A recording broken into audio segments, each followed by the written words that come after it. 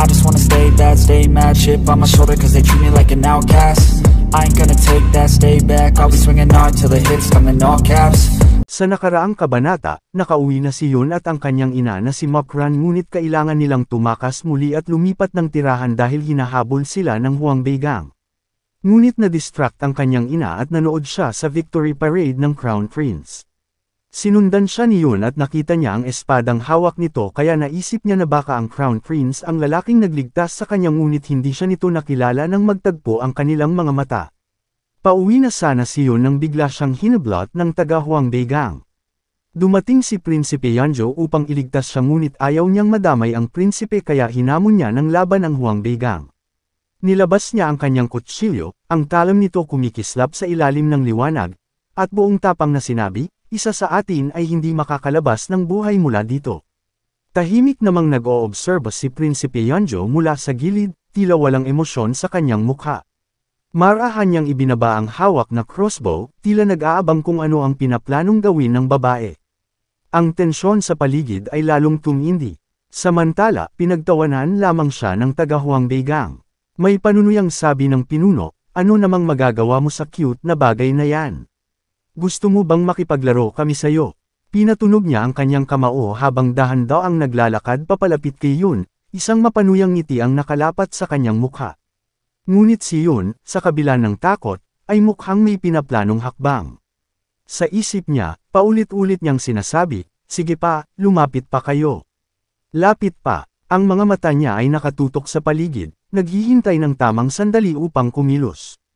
Ang kabang nararamdaman niya ay natabunan ng panibagong lakas, isang lakas na nagmumula sa kagustuhang makatakas mula sa sitwasyon. At nang eksaktong makarating sila sa ilalim ng nakasampay na trapple, mabilis na hiniwa ni Yun ang tali gamit ang kanyang kutsilyo. Bumagsak ang mabigat na trapple sa ulo ng tatlo, na agad na nagpaikot sa kanila sa dilim habang nagkakagulo at nagmumura. Habang pilit nilang kinakalas ang sarili mula sa trapple, hindi na nag-aksaya ng oras si Yun. Agad niyang sinamantala ang pagkakataon upang makatakas at makalayo. Nakita niya si Prinsipe Yanzhou na walang imak at nanatili pa rin sa gilid, kaya sumigaw siya ng malakas, bakit nakatulala ka lang dyan? Takbo na, hinawakan ni Yun ang braso ni Prinsipe Yanzhou at malakas na hinatak ito, pilit siyang pinapatakbo kasabay niya. Habang humahanggo sa makipot na mga lansangan, pabilis ng pabilis ang tibok ng puso ni Yun, hindi lamang dahil sa takot kundi sa bigat ng sitwasyon. Sa isip niya, di niya mapigil ang magreklamo, aniya, bakit ba kasi nandito pa siya? Nadagdagan tuloy ang trabaho ko. Parang hindi pa sapat ang mga problema ko, kailangan ko pa siyang alagaan ngayon. Napatingin siya kay Yanzhou at napabuntong hininga na lamang habang hila-hila pa rin siya. Wala naman siyang magagawa dahil hindi niya maaaring iwanan ang prinsipe ng mag-isa at baka mas lalo pang lumaki ang mga problema niya. Habang tumatakbo, napansin ni Yun ang isang matandang babae na nagbabantay ng maliit na tindahan.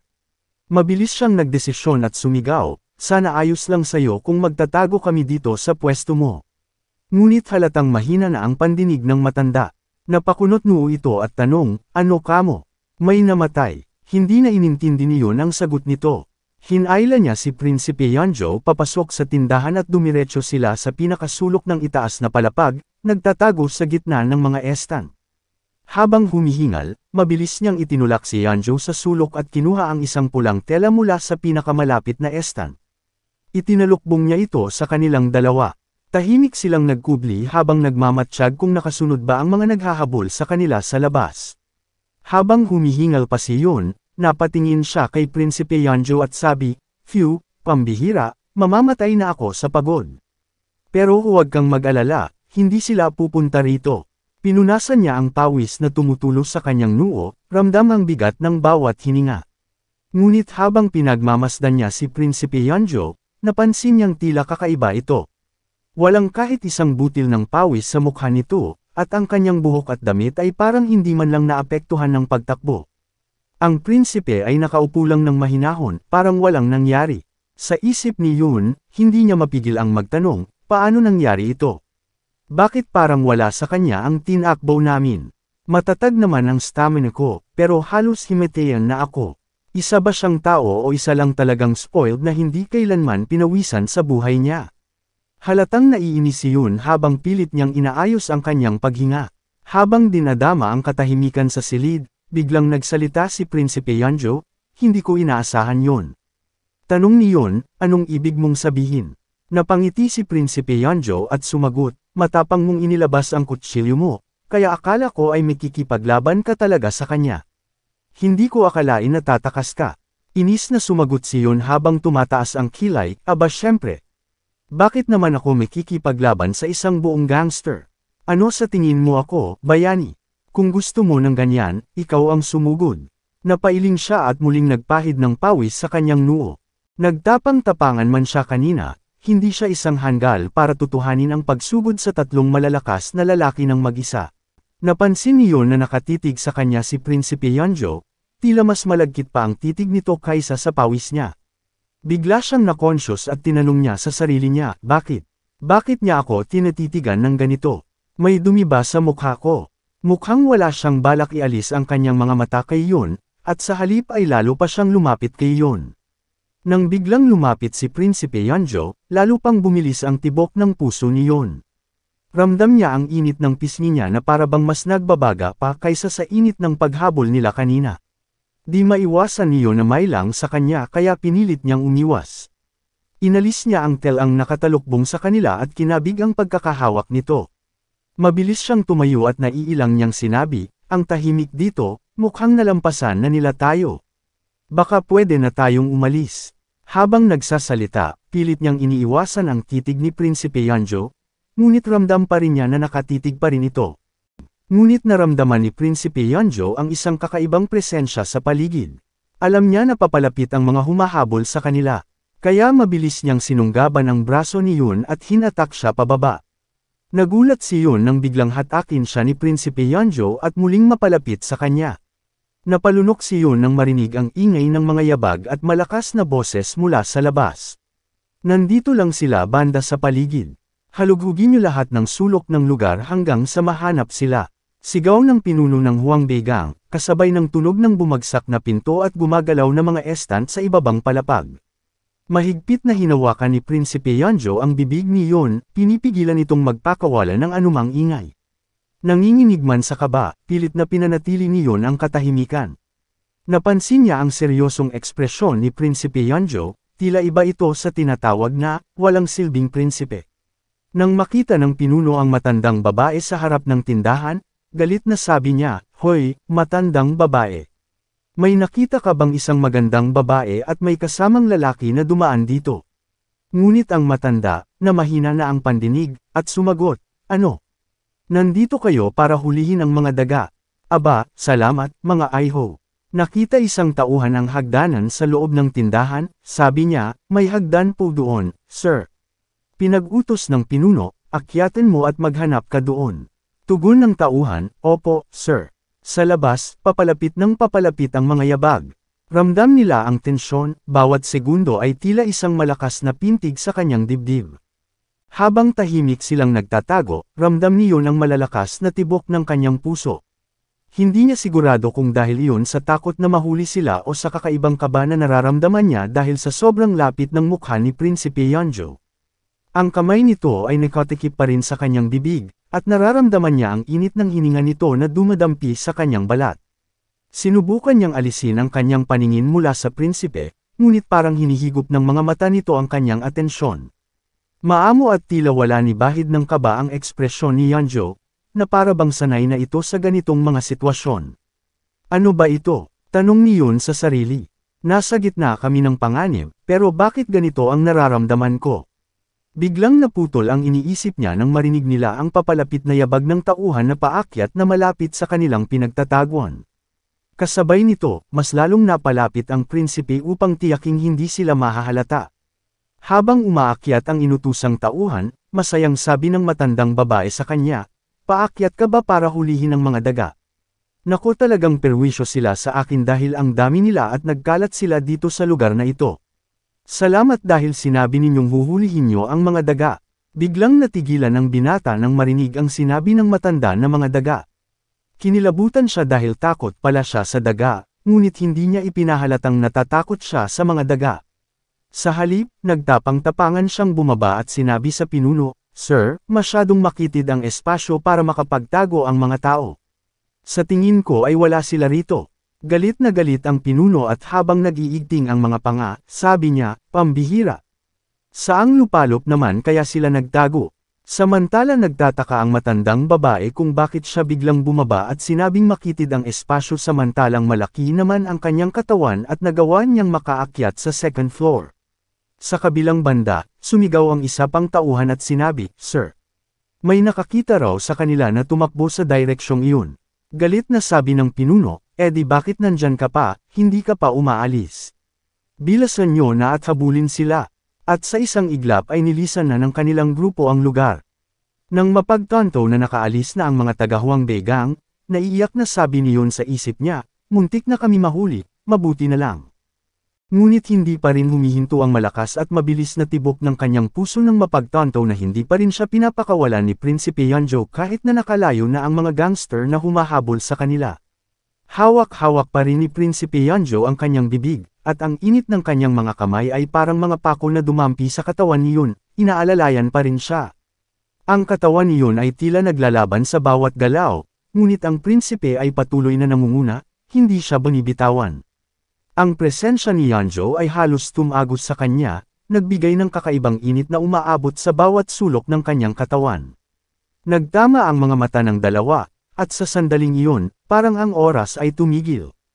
Ang bawat sulyap mula kay Yanjo ay parang kidlat na dumaan sa kanyang puso, isang kislap ng alon na dumadaloy sa kanyang kaluluwa. Hindi kayang ipaliwanag niyon ang damdamin sa kanyang dibdib, isang halo ng takot at pagkabighani sa bawat pagtingin ni Yanjo ay bumabalot sa kanya. Hindi niya maialis ang mga mata sa prinsipe, kahit naramdam na niya ang kabog ng kanyang dibdib, na parang maghihiwalay sa kanyang katawan. Naamoy niya ang halimuyak ng pabango ni Yanjo, at sa bawat paghinga ay mas nawawala siya sa sarili. Ngunit nabasag ang katahimikan nang biglang nagsalita si Prinsipe Yanjo. Aniya sa isang mabagal na boses, "Ikaw, naaamoy kita."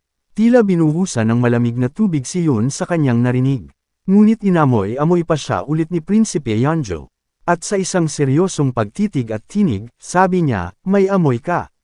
Ganito ba ang amoy ng lahat ng babae? O ikaw lang?" Ngunit naputol ang kanyang pagsasalita dahil sa matinding pagkainis, di napigilan niyon ang pag-aalimpuyo ng damdamin at nasampol ng malakas ang prinsipe. Lubha siyang nainsulto sa sinabi nito. Napakrus ang kanyang mga braso sa dibdib habang di may pinta ang ekspresyon ng kanyang mukha dahil sa pagkadismaya. Inis na sabi niya, "Hindi ko na gustong makita ka pa dito sa lugar na ito, ha?" Kalaunan ng maghiwalay na ang kanilang landas, agad na dumiretso si Prinsipe Yanjo sa palasyo. Natigilan siya sa paglalakad habang inaalala ang ginawa sa kanya ng babae kanina.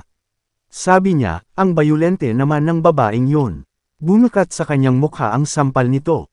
Inamoy-amoy niya ang manggas ng kanyang damit at nagtatakang sabi sa sarili, "Sasabihin ko lang sana na ang bango niya kanina, pero sinampal niya ako."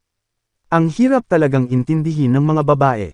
Nang biglang lumitaw ang mukha ng kanyang kanang kamay na si John sa gilid at sa isang madilim at nakakapangilabot na boses ay nagtanong, "Saan ka ba nanggaling, kamahalan?" Madilim ang ekspresyon ng kanyang mukha at hindi malaman kung magagalit siya o ano. Mabilis na tumalikod si Prinsipe Yanjo at sinabi, "Wala kang pakialam." Ngunit mabilis din siyang sinundan ng kanang kamay at pinagagalitan siya. Sabi nito, "Paano mo nagawang mawala na lang bigla nang hindi pa natatapos ang victory parade? Kung may mangyari sa iyo ulit, talagang mapupugutan ako ng ulo ko. At isa pa, bakit may bakas ng kamay sa pisngi mo?"